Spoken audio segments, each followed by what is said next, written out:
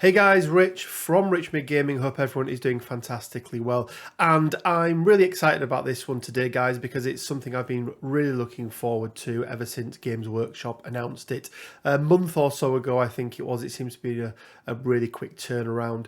It's a reprint of the old starter box from the Lord of the Rings game, but it has turned into a completely new version of the game using a completely new set of rules, completely different dice. So it's the Lord of the Rings Fellowship of the Ring Battle in Balin's Tomb Middle-earth adventure game. So what I thought we would do is we will open this up, take a look at what we get inside, see what we think of the value, and then we'll have a look at how the game plays, because the rules are really basic, so we'll run through the rules as well. So let's jump over to the other camera and see what's in the box. So here we go, guys. This is the Lord of the Rings Fellowship of the Ring, as we can see, Battle in Balin's Tomb. It says ages 12 up, 30 to 45 minutes, which is really nice. I really like that it's a game you can play much quicker, and 2+ players. Obviously it comes with a number of characters in here, and you could very easily just split up those characters, so I suppose essentially any number of people can play this game. Have a quick look at the back here, so we can see that it includes 22 Citadel miniatures, and we'll take a look at those in a moment. But the real big change here, guys, is that it's a completely different game system. The dice are different. It's played on this board. You've got these character cards with different stats. So let's open it up and see what we have inside. Okay, so starting off then, we've got 3 sprues.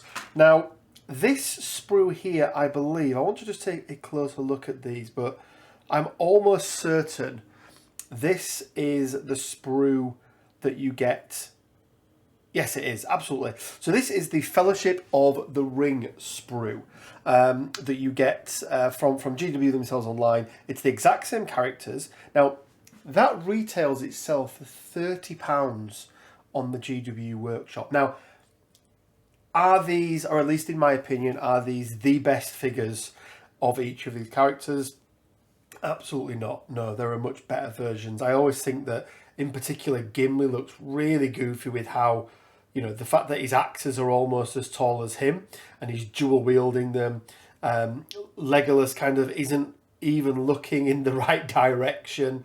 But, you know, they're a great little starter set. And the fact they're colour-coded as well. So these are colour-coded blue. And as we can see here, these orcs, goblins even, these Moria Goblins are all red. So what they've done here is change the colours of the sprues so that for people who don't want to paint, that's not part of what they want to do. Really nice way of being able to easily differentiate between the two. But £30 for this normally, guys. So the fact we're getting this in what is, I believe, a £45 box from Games Workshop. Now, obviously, most people are not paying £45 for this. You can pick it up from most local gaming stores in the region of sort of £35 to £40. I was fortunate enough that I had some store credit with a local gaming store, so I picked this up for £25. So absolute value for money. So yeah, so some little Moria orcs here. You've got variations, so you've got some with bows, some with spears, you've got some with swords and shields as well.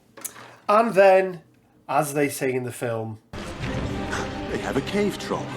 Yes, it does. It comes with a cave troll as well.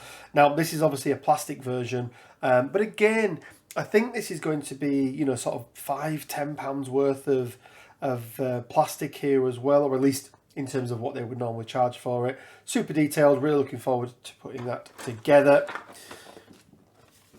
And here we go. We've got the sort of quick assembly guide here. I mean, yeah. Other than a couple of arms, all of the characters are just basically putting them in the slots, and then some basic instructions there for the cave troll. Standard GW bases.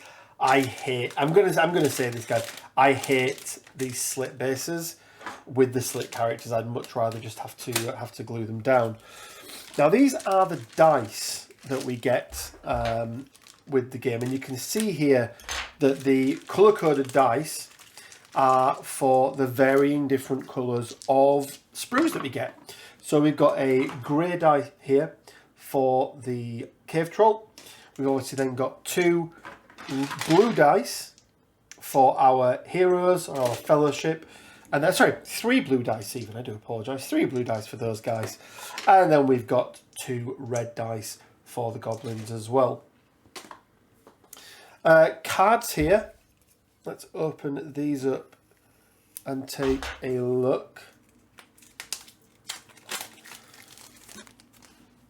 So in here then, they're first of all, they're really nice quality, like they're really thick.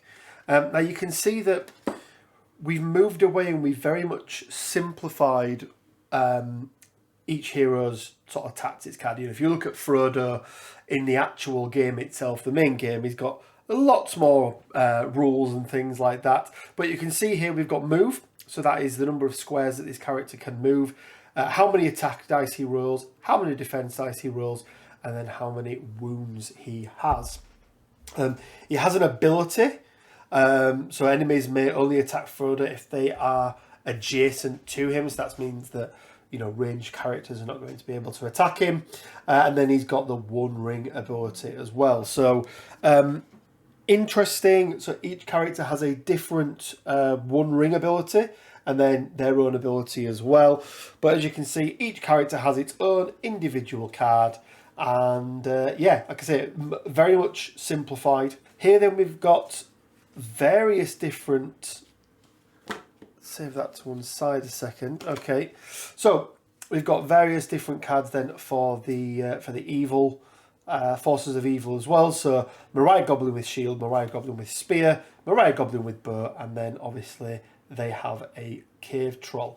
Interesting that he adds that grey dice in, so he uses a mixture of both red and grey as well. We then have the Goblin cards. So these are triggers that happen throughout the game, and they do various things. So drums in the deep, the Goblin player places any one Moria Goblin next to the well. So obviously they're coming out. We cannot get out. So these are ways of being able to bring in extra characters, move characters around, or at least forces of evil around. I gather to try and replicate that never-ending stream that we see in the movie of goblins that are coming in and attacking them. And that is until obviously the big bad turns up, which is Balrog. So let's take a look at this, and I believe this is going to be the game board. Let's take a quick look here, and we'll take a closer look at this when we actually go through and look. We've got some tracker tokens here as well, so this is going to be obviously for wounds and things. We've got our, and I'm going to say, very small rulebook, guys. If you've never played Lord of the Rings game before, I mean, it's not the most complex game system anyway, but you know, this is a 4-page rulebook. Or 4 double-sided pages at least, so you know, 6 pages of text in total. 6 pages? Yeah, 6 pages of text in total. There is not much to this game. In terms of the base rules, I think it's going to be super, super fun to play and a really nice entry point for a lot of people. So guys, this is then the game board.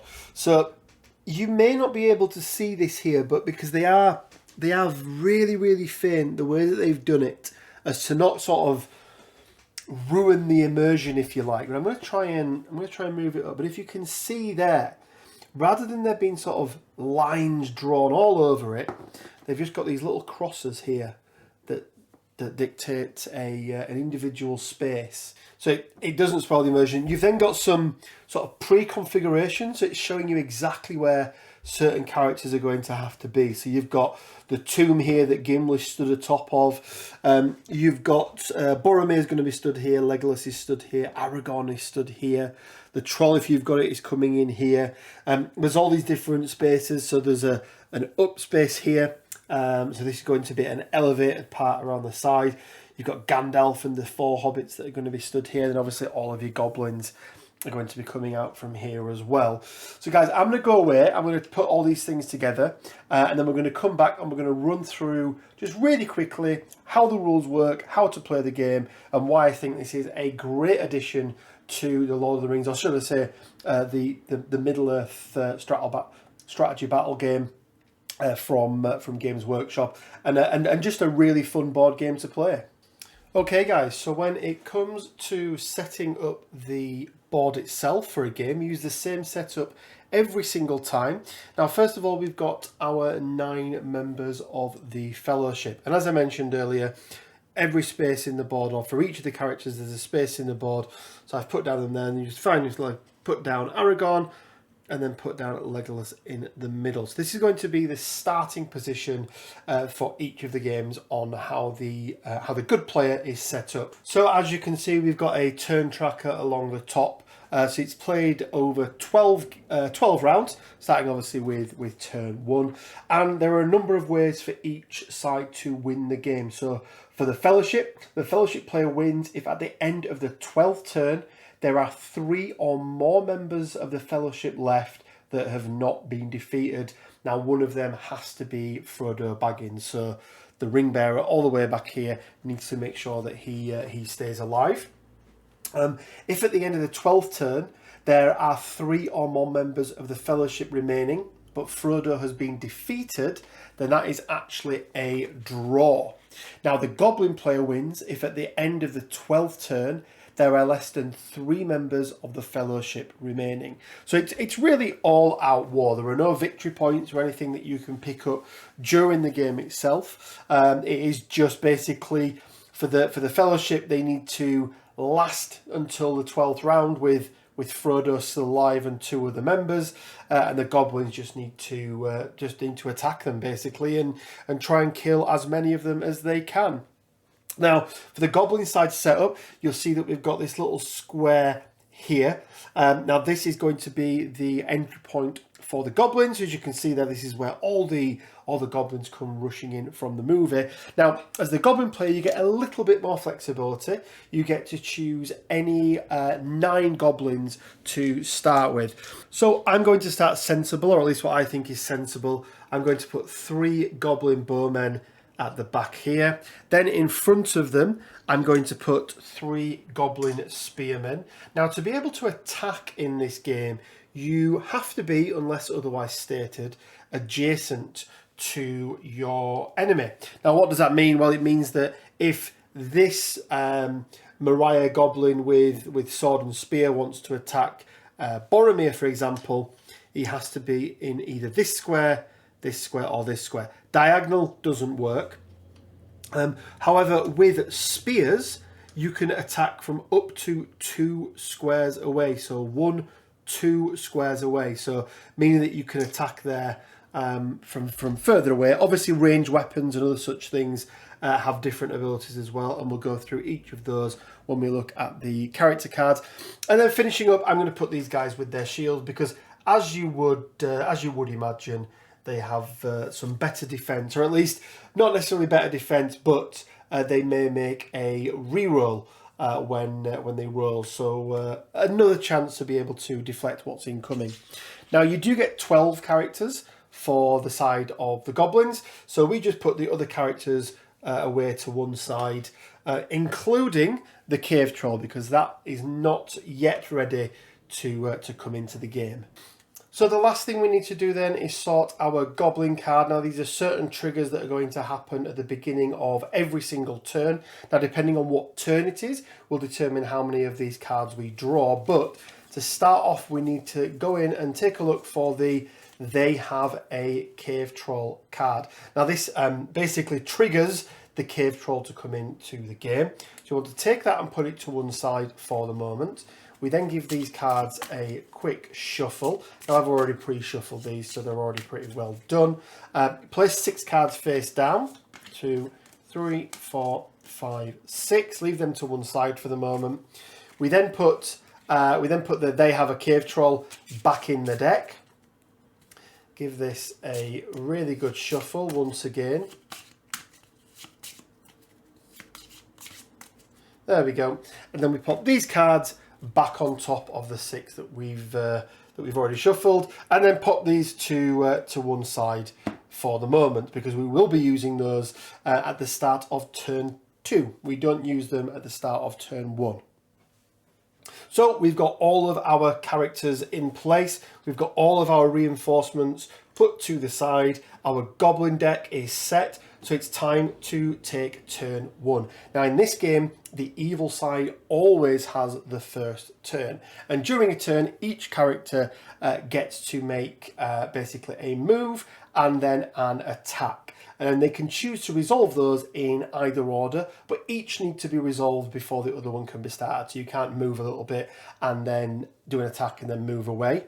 So if I start them with these Goblin shields at the beginning, so they're at the front. They move up to 5 spaces, as you can see there. Now we can only move either sort of up and down, left or right. We can't move diagonally, horizontally or vertically. I think that's the word. So we can move here 1, 2, 3, 4, 5. So we're going to try and bypass the stronger heroes and make our way to the main target here. So 1, 2, 3, 4, 5.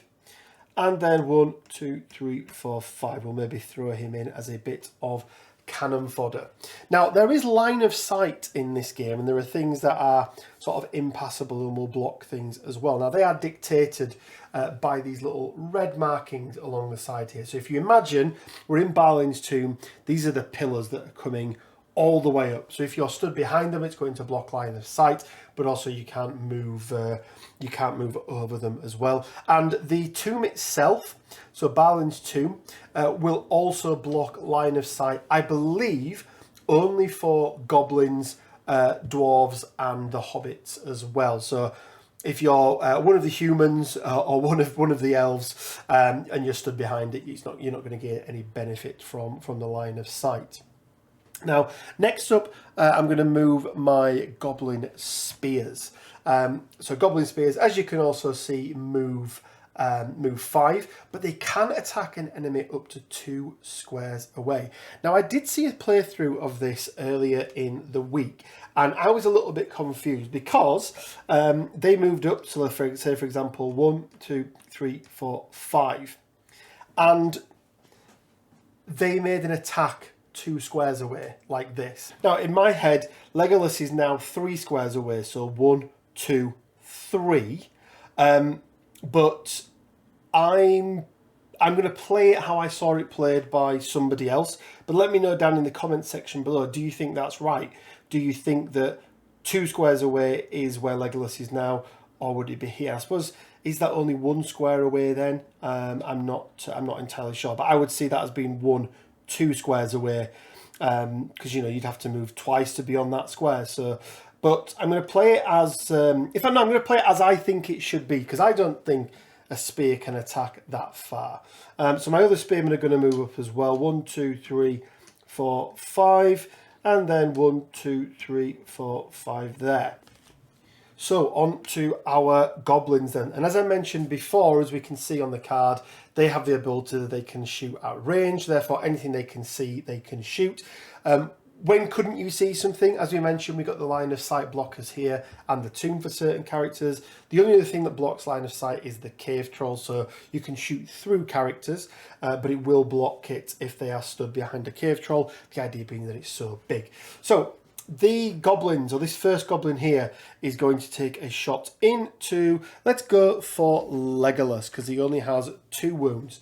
So Legolas's card here, as you can see, he's got 2 wounds, but he's all about the offense. So his ability and his One Ring, which I'll get onto in a moment, do not allow him to get anything defensively. So he gets 2 defense dice to the 1 attack dice of the goblin. So on the dice themselves, they're all slightly different, but the red dice, the evil dice, you've got 2 swords on there, 2 shields, a blank, and an Eye of Sauron. An Eye of Sauron can be used for either, and a blank does absolutely nothing. On the good dice, we have a very similar setup, but in this time we've changed the Eye of Sauron to the ring. Works in exactly the same way, so it can be used as either. And that blank has been filled with an extra sword. I think it's actually Sting that's on there. So you've got 3 chances of success for attacking, 4 chances even because of the ring, and then 3 chances of defense. So we get 2 defense dice for Legolas, and we get 1 attack dice for the goblin. So we're looking for a sword or a ring. We're looking for a sword or an eye. We get that eye, so that is a hit. Let's then see if Legolas can defend this. And he fluffs it. So that is going to be a wound on Legolas. Now, Legolas only has 2 wounds in this game, and there is no way of being able to get wounds back. So that's a pretty good first pop shot for those guys. So this goblin then gets to make a move of 5. So he's actually going to move 1, 2, 3, 4, 5. He's going to start making his way up the sides there. We've still got some more goblins to go. So let's use the middle one now, and we're going to do exactly the same into Legolas. And this time it's a fluff. He's also going to move up. He's going to go move 1, 2, 3, 4, 5. And then the last one into Legolas is also a fluff. So 1, 2, 3, 4, 5. He's going to go around that way there. Now that is all of the characters on the evil side activated. So then we are on to the turn of the Fellowship. And once again, we can choose whichever characters we want to go with first, resolve them in any order. They all get to make 1 attack. They all get to make 1 move. Again, you've got to complete 1 turn in total, or you've got to complete 1 action in total before you go to the next. However, there are some extra abilities that each of our heroes have. If we look at Gandalf, for example, he's got an ability and he also has something called the One Ring. His ability is Gandalf may use Sorcerer's Power to move a goblin, choose a goblin within 3 squares of Gandalf and move it up to 3 squares. This move does not allow for a sudden strike. Now, what is a sudden strike, first of all? We may as well cover that off. If 2 units are adjacent to each other and one of those units decides to make a move away, the other character may make an attack for free, and the character that's retreated does not get to roll any defense dice. So really need to think about whether or not you want to move out and disengage from combat.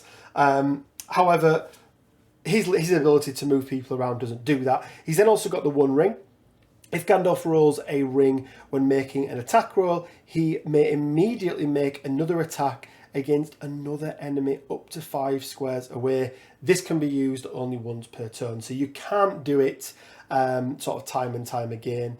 But yeah, so let's crack on then. Let's see what the Fellowship can do. So I think we're going to start with Boromir. Boromir is going to run up here. He's going to engage, and let's take a quick look at Boromir's card, which is the only one that I didn't pick out there. So Boromir, he is a move 6, so we've only moved 1 there, so that's absolutely fine. 2 attack, 3 defend, 3 wound. So a tanky boy. Members of the Fellowship may re-roll 1 defense dice when making a defend roll while adjacent to Boromir. So that's probably to represent his horn, basically. The One Ring, if Boromir rolls a ring when making an attack roll, he may bash 1 adjacent goblin with his shield. This pushes the goblin 1 square away from Boromir. So that's quite nice. Bit of thematic things there. So he gets 2 attack dice. So we're going to roll our 2 attack dice against the goblin with the shield, who has 1 defense dice. But he does have that ability to re-roll when making a defense roll.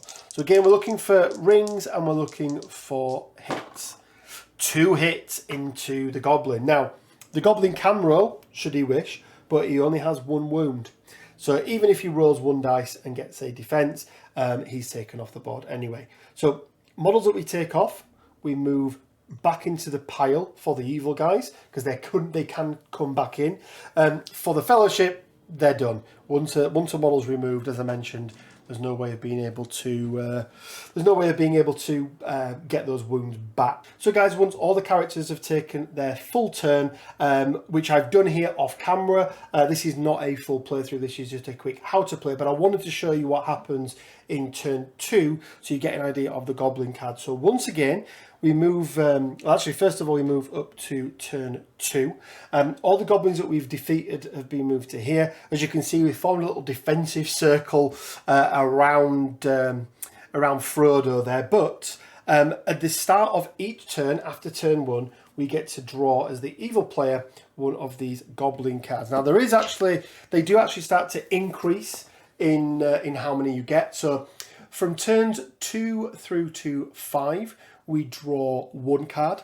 6 through to 10, we draw 2 cards, and then 11 and 12, so the last 2 rounds, we draw 3 each. So it gets far more intense for the Fellowship the further into the game they get. So it's really important that they try and take out as many of these goblins as possible, because as we may potentially see, they get some reinforcement. So this is the start of turn 2. We would play our turns in exactly the same way. However, now, before we start anything with the goblin, we get to draw our first card.